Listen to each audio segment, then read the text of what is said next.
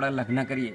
એટલે મોટા ભાઈએ ફરીથી પોતાની માને એક લાત મારી અને બહાર કાઢી મૂકી. જાવ અહીંયાથી, તમને કંઈ જ મારા ઘરેથી મળે નહીં. આમ કરીને પોતાની માતાને લાત મારી અને કાઢી મૂક્યા. હવે આ જે માતા હતા એ ખૂબ દુઃખી હતા. એમને તો જે નાનો દીકરો હતો એના સારા દિવસો જોવા હતા, એનું લગ્ન કરાવવું જ હતું, પણ હવે કરી શું શકે? એટલે એણે વિચાર કર્યો કે બેટા, હવે આપણી પાસે એક ગાય છે, એ ગાય દૂધ આપે છે, એની અંદરથી આપણું ગુજરાન ચાલે છે, પરંતુ આપણે ગાયને વેચી દઈએ અને એના જે પૈસા આવે એનાથી હું તારું લગ્ન કરાવું. આમ પેલી દીકરાની માએ કહ્યું. એટલે દીકરો પણ સંમત થયો અને એની માએ કહ્યું કે બેટા, હું તને આજે ઢેબરા બનાવી આપું, તો આ ગાય વેચી આવ.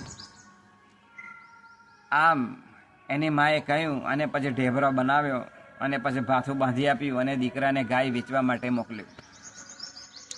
દીકરો ગાય લઈ અને વેચવા જતો હતો.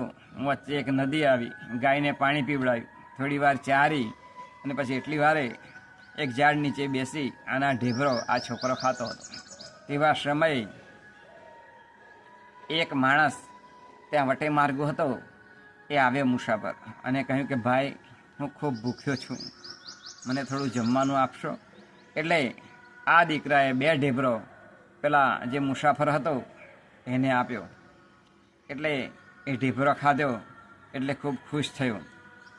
અને પછી એ જે મુસાફર હતો એણે પૂછ્યું આ દીકરાને કે ભાઈ, તું ક્યાં જાય છે? તા કે અમે દુઃખની અંદર દિવસો પસાર કરીએ છીએ, મારે લગ્ન કરવું છે, પૈસા નથી, આ ગાય વેચવા આવ્યો છું.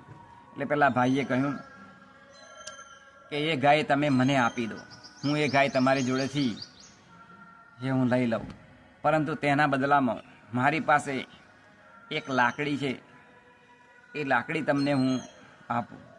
એટલે પેલો દીકરો વિચાર કરવા લાગ્યો કે એ લાકડીને અમે શું કરી શકશું?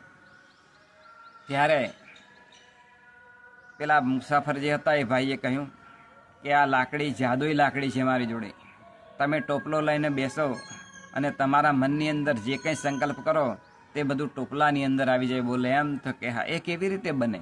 તો કે જુઓ, તમારે એક મંત્ર બોલવાનો, ઓમ ભગવતે વાસુદેવાય નમઃ, ઓમ ભગવતે વાસુદેવાય નમઃ.